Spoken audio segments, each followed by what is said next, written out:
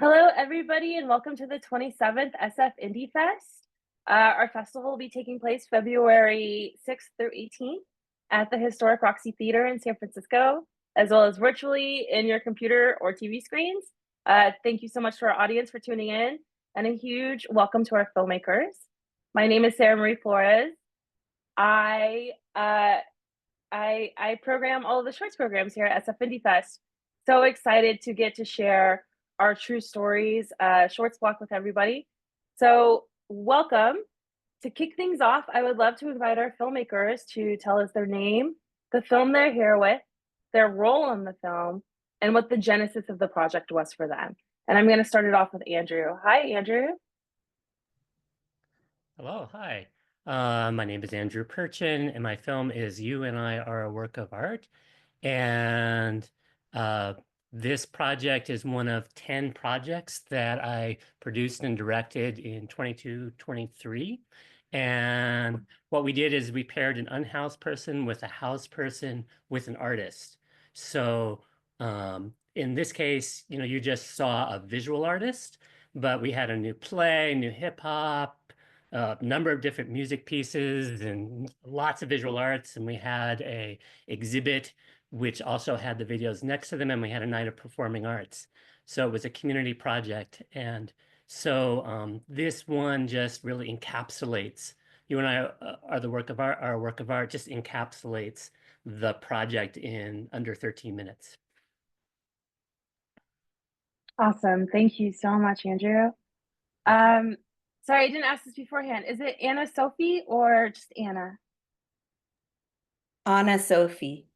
Anna Sophie. Welcome, Anna. Thank you so much for joining. you. Anna Sophie, thank you for joining us. Please tell us who you are, what film you're with, what you did on it, and why you decided to make it.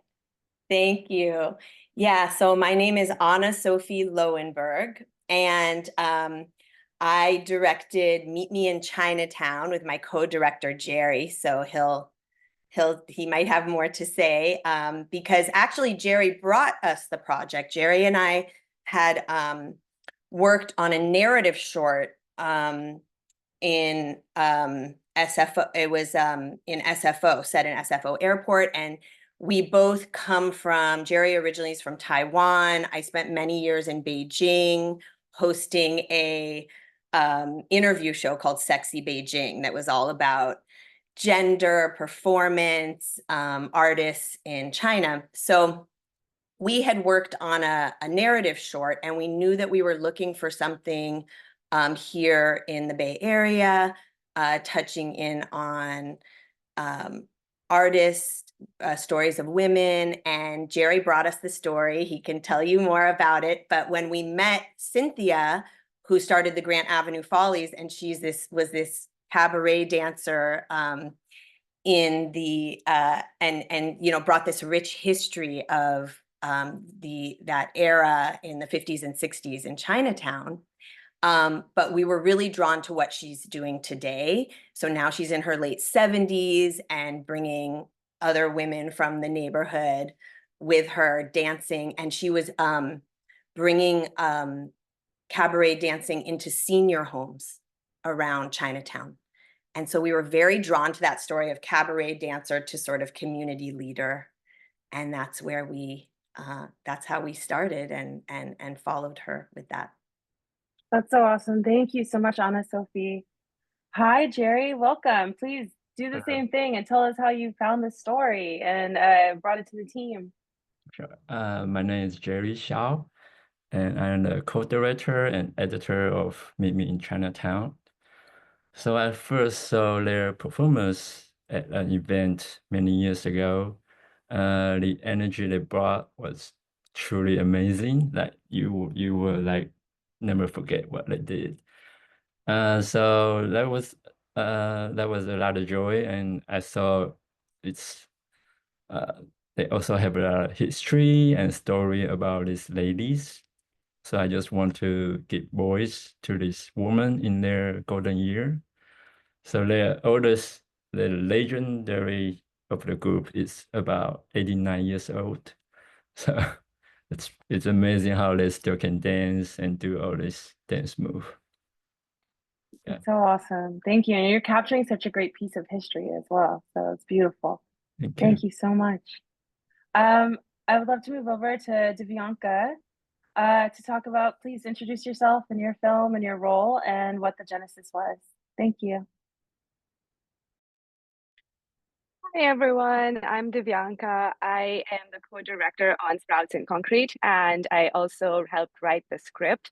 And Sprouts in Concrete actually was born on Earth Day, which was this, beautiful moment to conceive of this story about food justice and economic equality in San Francisco. I love working with Diana, my co-director, and we wanted to tell a story that was not just about doing good, but also doing it really well. And so we both love Alamany Farm, which is, the protagonist of our little documentary.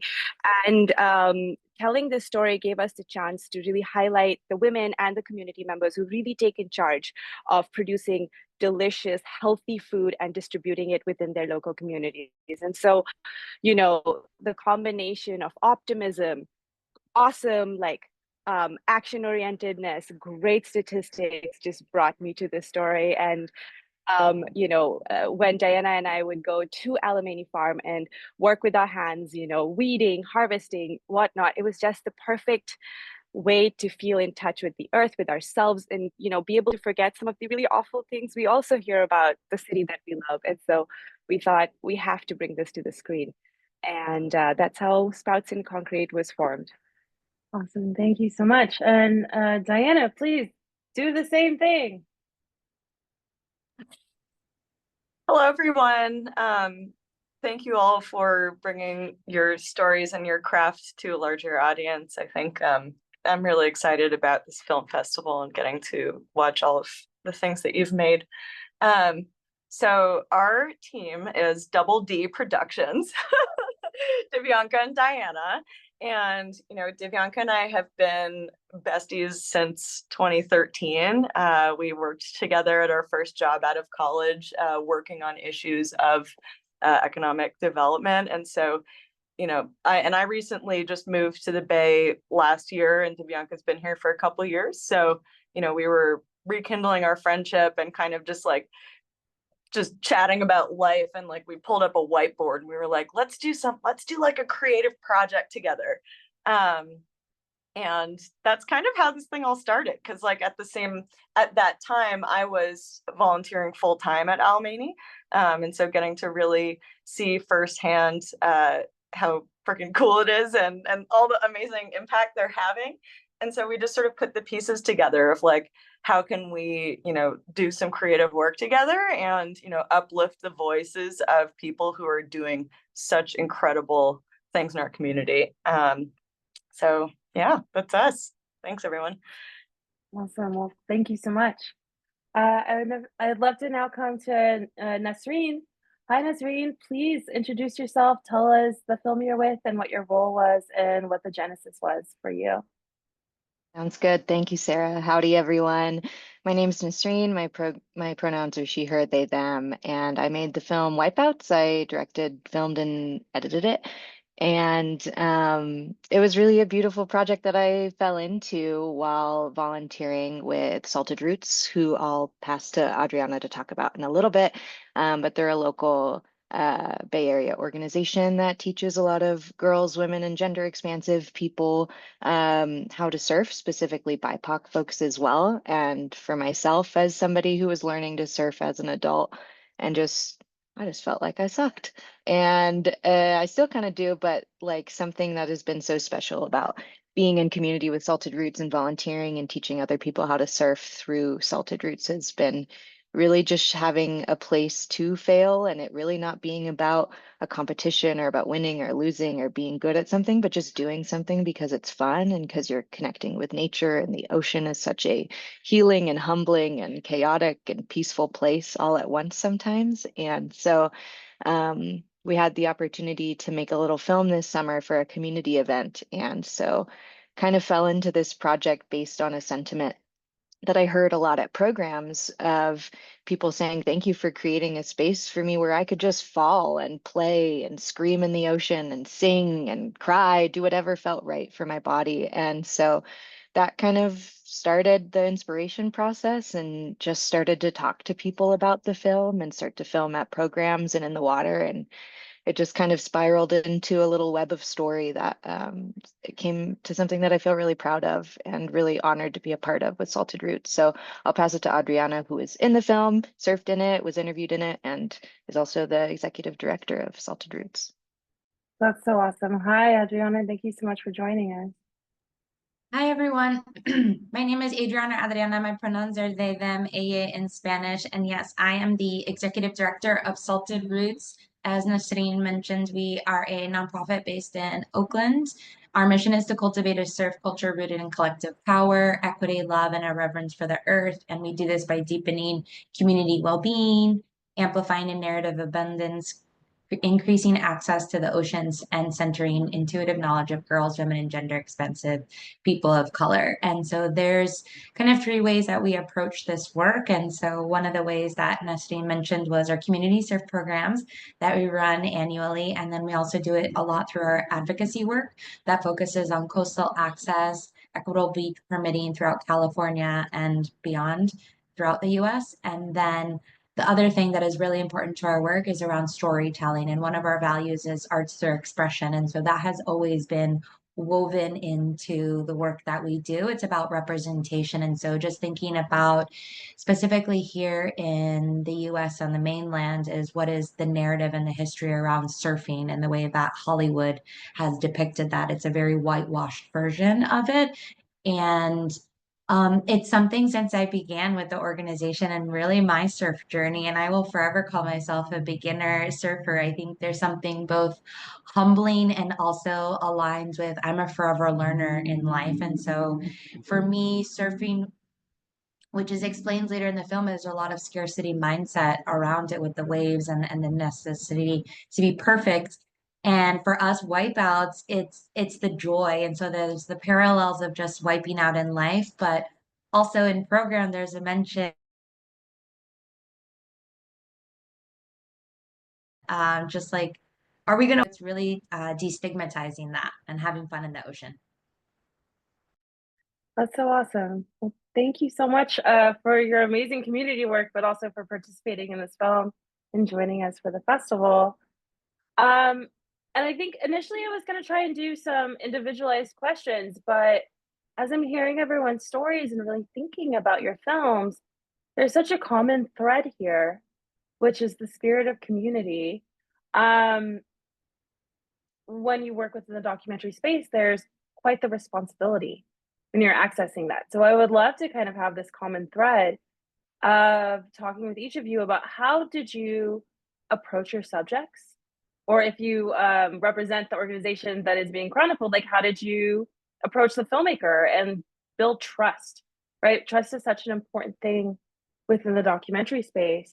You can't just walk in and say, I'm going to do this and shove a camera in someone's face, right? Like you really do have to build a relationship.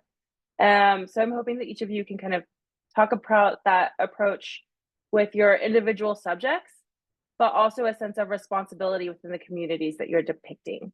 And Andrew, we'll start off with you. Well, thank you. That's a really meaningful and important question. And it's a delicate dance. My project, we're working with housed and unhoused people. And so even my release form is really, really different, where everybody needs to see anything before it's released at various different stages. And that is a lot of hard work, and it's nuanced and challenging. So in this case, we have artist Amy Allen, and so I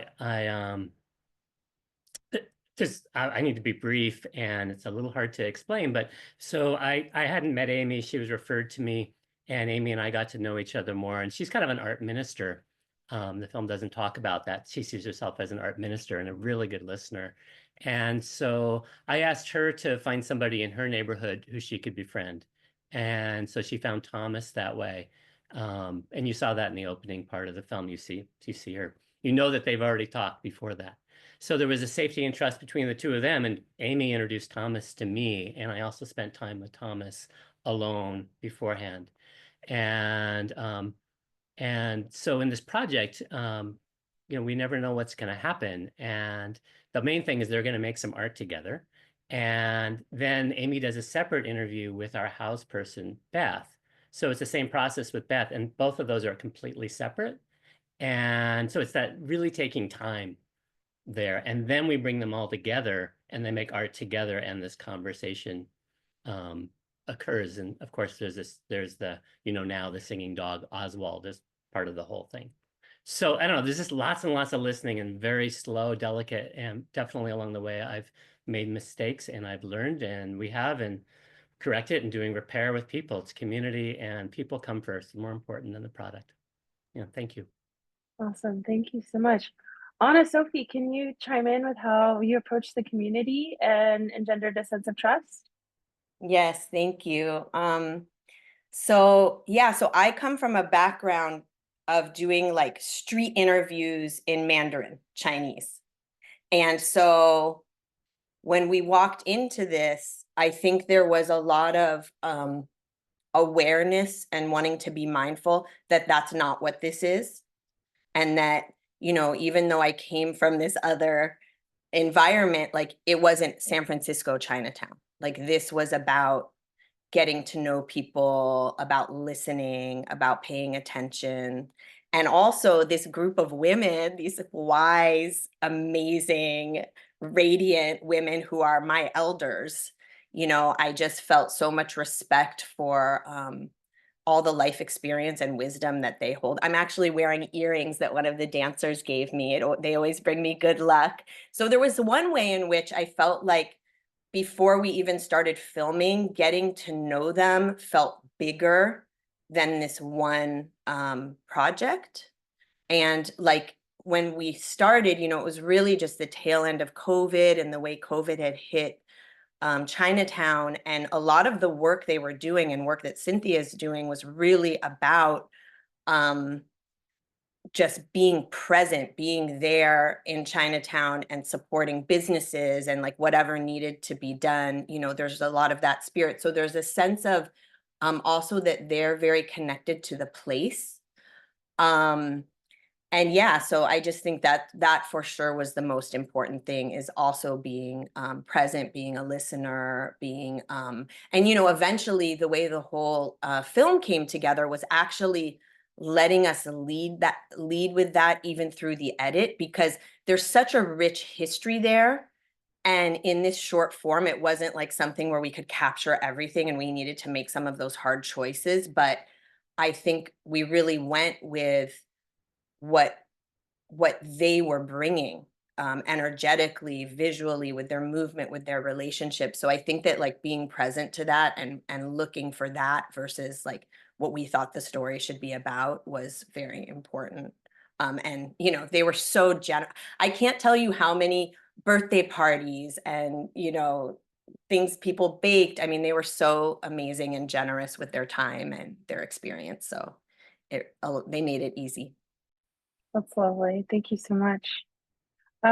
Jerry, how about you? What was your kind of approach to the community, and how did you treat the responsibility of gaining trust? Yeah, it's similar to Anna Sophie. So after COVID, there were like anti-Asian hate crimes going on. So Chinatown was not the same like after that. So I mean, they really want to rebuild because this is their home and they want to bring people in there. So I mean, it's kind of sad to see how Chinatown has become, because there are a lot of history there, and this woman, there are also a lot of history, and I'm grateful they trust us and to help them to make Chinatown better again. So. That's beautiful. Well, thank you both so much. Divyanka and Diana, I mean, you're fairly new to the Bay Area. So like, I would love to just start off, like, how did you hear about the farm and then go about getting involved? Did you volunteer and then identify this as a story to tell?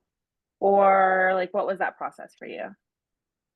Div, I can start and then you jump in.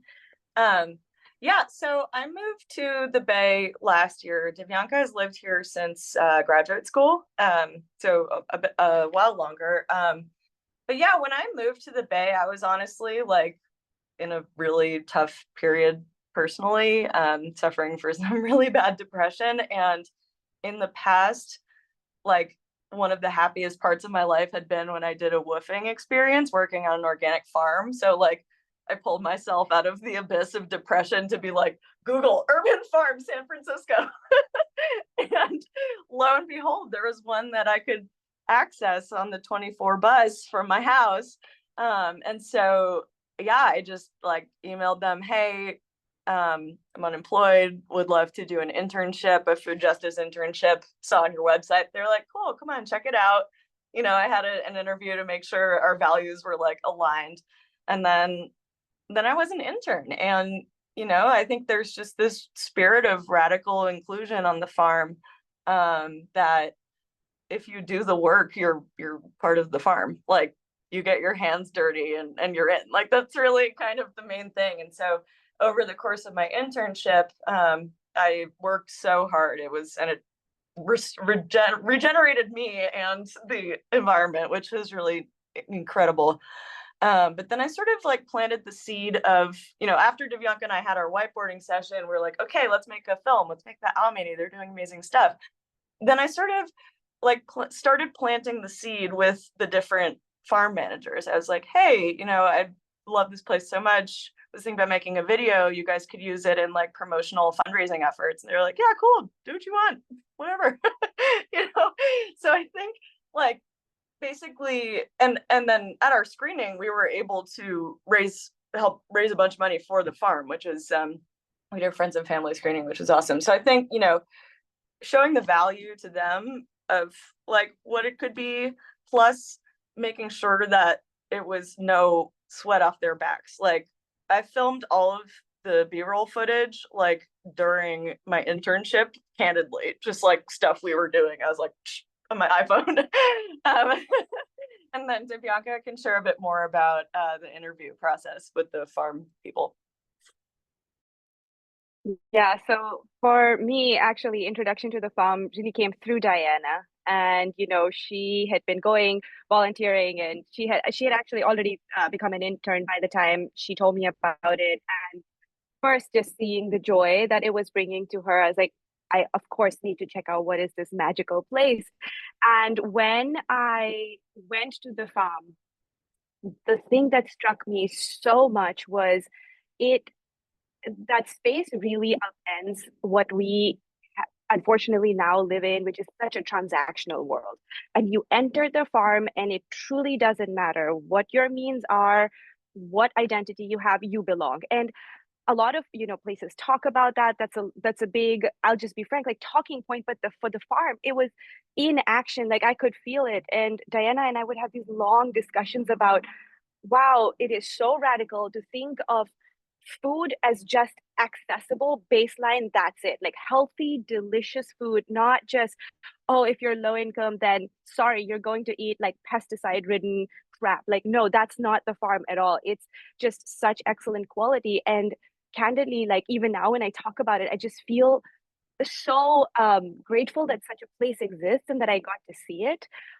And through, you know, these volunteering sessions that I eventually started doing, I met these amazing people that we then interviewed, Tati and Thomas and Yin and Jordan. And these are the folks who are volunteers, they're interns, apprentices, they're farm managers.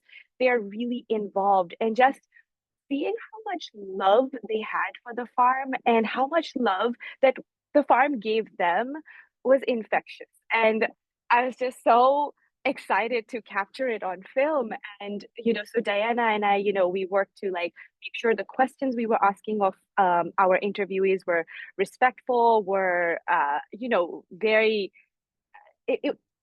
we approached this with the absolute clarity that they were the experts. And we Awesome. approached it with immense amounts of respect because the farm really has changed all of their lives as they shared. And so I felt as the scriptwriter and as, you know, the co-director that, okay, like now we have the responsibility. They have entrusted us with a piece of their story, a piece of their experience. And, you know, there was so much constant communication with the farm that, you know, we were making sure like we're relaying everything back and forth. And, you know, we also showed them the work that we had done. You We're were like, "Are able you to guys work okay?" very, very closely with them. Exactly. Yes. That's so Sorry, I awesome. went on a long roll. This was Thank just you so a lot of much. passion, but Thank yes, you're you. right, Sarah. Great. Just to jump over to Nesreen.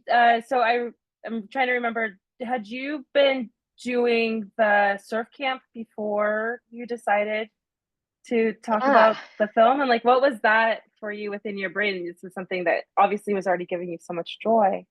What made Yeah, you have this like, totally. aha, this should be documented and shared?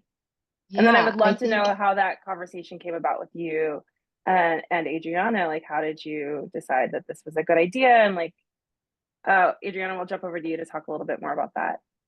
Yeah, thanks, Sarah.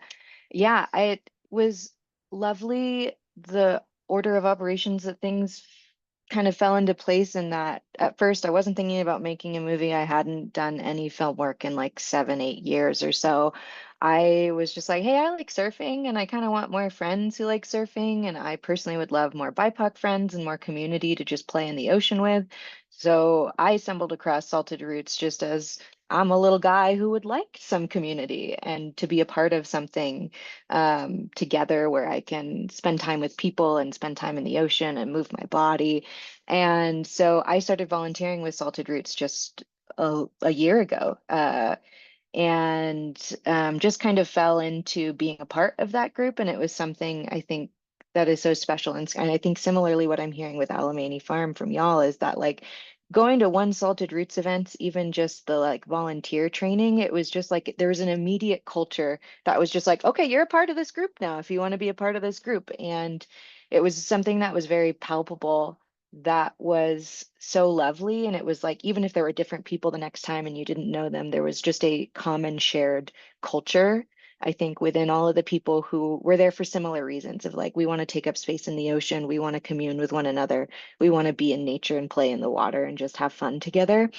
And I think those pieces were so foundational to my experience as a surfer and something that I saw with other people.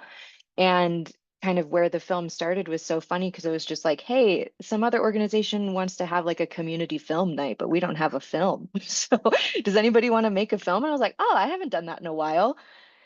What should it be about? So it was And almost it a just kind call to of, action. yeah, and it That's was so something that lovely. happened so fast. But then having that foundation of being in community with this people, all these people just made it easy to jump into, even if it was people I didn't know. Some of the people that I interviewed in the film I had never met before, and they just showed up at my house because I was like, hey, anybody want to talk to me on camera? And I think even though we didn't know each other, we were able to fall into conversation so quickly because we had such shared motivation and inspiration and experiences with Salted Roots, which was just a really fun thing to in interviewing all these different people who might not know each other and have been surfing for different amounts of time.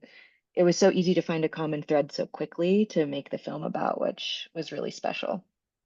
It's awesome. Well, thank you so much. Yeah. Adriana, I would love to hear more from your perspective, right? I hear now that this film was really a call to action, and seems like it came out very organically just through like the amazing work that you're doing and Nesreen's just like love for participating and being a part of it. Can you talk about like what your role was kind of behind the scenes? How did you help motivate other folks that are participants? How were your conversations internally about like how this world is depicted and how the cut came together? Yeah, so as Nasreen mentioned, kind of the end goal is to have a short for a community surf film night that we had here in the city at Sports Basement in the Presidio. And so we partnered with City Surf Project, Surfrider, San Francisco chapter, and Queer Surf.